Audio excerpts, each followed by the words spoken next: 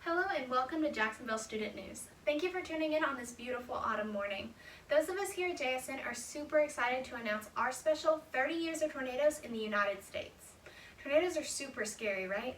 Well, the best thing to do when something is scary is to learn about it. Knowledge is your best defense. To kick off today's special, we'd like to invite tornado specialist Caitlin Bostic to give us a little insider information into tornadoes. Caitlin, how are you doing today? Thanks, Megan. I'm doing awesome. Now on to the more important subject, tornadoes. Let's go over our recipe for tornadoes. First, we have to have a storm with low pressure to start us off. Then, air will start rising because of the temperature differences while winds pass horizontally. When we mix all this together, it causes a spiral effect that makes a powerful storm so intense. This all occurs in a mesocyclone, which is a huge air mass inside a supercell storm. This only makes the cortex of the storm more powerful. Now, while this all can seem pretty scary, it's relatively harmless while in the atmosphere. But once it touches the ground, that's when it gets crazy. Your typical tornado usually stays at speeds of about 10 to 20 miles per hour, but they can easily increase to 60 miles an hour, which is when severe destruction is seen. Now, let's talk about Tornado Alley. I know, sounds kind of silly, but it's real. While it's possible for tornadoes to occur almost anywhere on Earth, they occur most often in Tornado Alley. This area can be mapped between the central United States to the south. I know what you're thinking, tornadoes must just hate these states. Not quite. This area attracts tornadoes because it has a generally flat geography. A handful of the states this affects are Mississippi, Alabama, Georgia, Texas, Oklahoma, Kansas, and other surrounding states. Does it ever feel like we have so many tornadoes a certain time of the year more than others? You're not alone. We have something called tornado season between January and March for our states in the south and July through September for our more central states. Finally, let's talk about how we measure tornadoes. Tornadoes are given a ranking on a scale called the Enhanced Fujita scale. This gives them a rating based off a combination of wind speed, destruction, and the size of the tornado. The 5 worst and most destructive tornadoes on the scale were in Greensburg, Kansas, Moore, Oklahoma, Hackleburg, Phil Campbell, Alabama, Tuscaloosa, Birmingham, Alabama, and Joplin, Missouri. Now, I could talk about tornadoes all day, but I believe we have another person who wants to speak today, so I'm going to wrap it up and turn it back over to news anchor Megan. Wow, that was a lot of great information. Now that we know all that, what can we do with it? I know, let's ask our STEAM coordinator. Hey friends, there are so many fun projects you can do when learning about tornadoes. You can make a tornado in a jar, or you can draw a tornado and diagram it. However, one really cool thing that we do here at GSN is track tornadoes. Tracking tornadoes can help us predict and prepare for when and where tornadoes are most likely to occur. We cannot really predict a tornado, but we can figure out which weather conditions are right for a tornado. When we notice these conditions, then we know to prepare the citizens of that area for possible dangers. For today, we won't be tracking a specific tornado, however, we will be making a map to track the past 30 years of tornadoes. As tornado specialist Caitlin said, you can map tornadoes and see all sorts of patterns. These patterns let us know about what time of year and where tornadoes are most likely to occur. Instead of just showing you guys a map, I'm going to take y'all through how to make one of your very own. Here are a few basic steps you can use to make a simple map. Alright guys, so the map that you're seeing before you is a base map of the United States.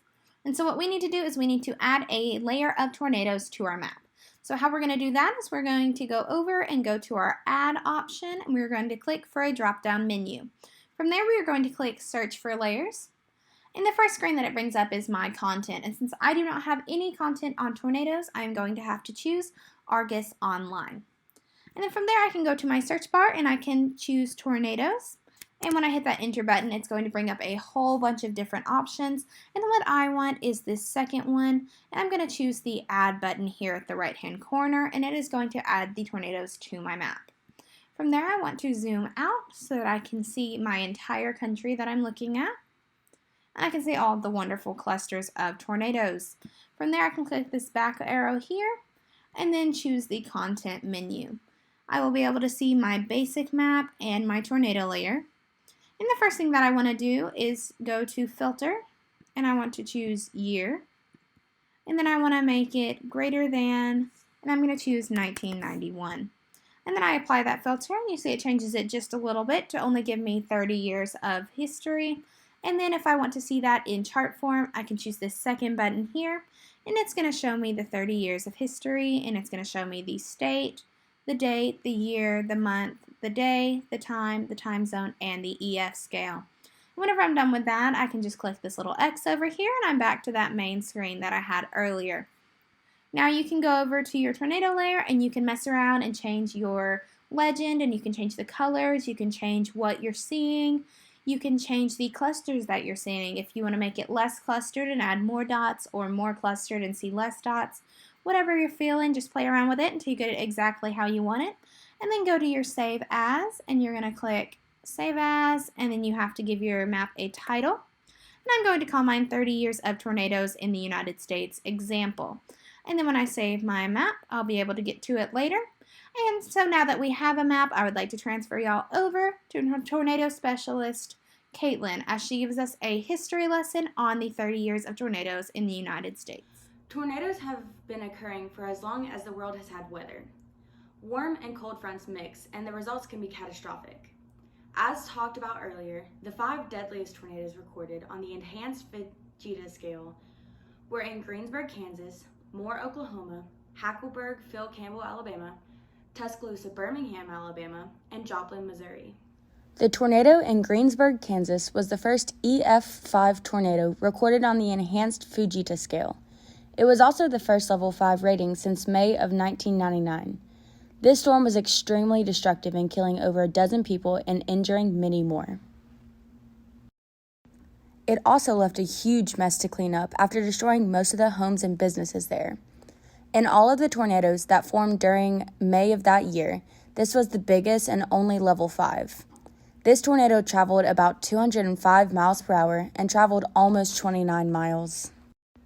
The tornado in Moore, Oklahoma in May of 2013 is one of the costliest tornadoes. The damages exceeded almost $2 billion. It killed almost 24 people and injured hundreds. It caught a lot of people off guard. It wasn't a part of an outbreak. It came from a mild weather report. The tornado was originally rated as an EF4, but it got re-examined and was moved up to an EF5.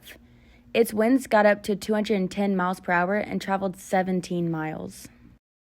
The tornado in Hackleburg, Phil Campbell, Alabama was one of the deadliest and costliest tornadoes in the past 15 years.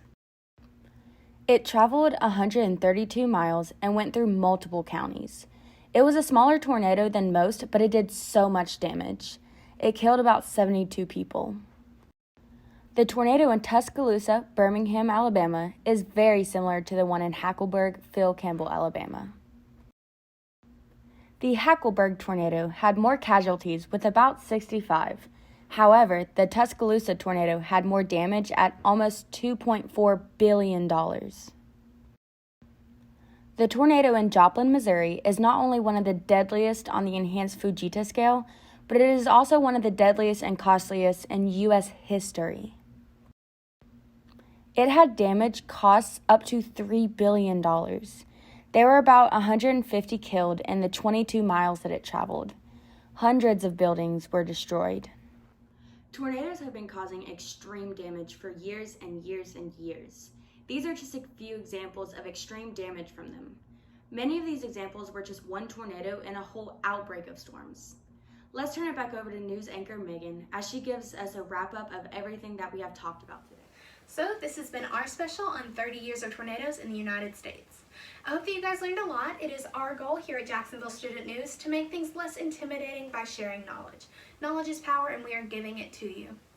I hope you enjoyed learning how a tornado is created. As pressure gets lower, the chances of a tornado occurring get higher. And as a storm occurs, air rises due to temperature differences and winds move horizontally.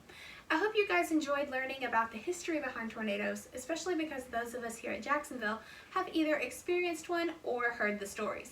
People have been fearing and ignoring, running from, and rebuilding because of tornadoes for a long time. They are becoming more and more constant as global warming and other atmospheric issues occur. The most important thing now is to learn from them. Well, that's all for today, guys. If you enjoyed today's special, join in next week for our special on hurricanes.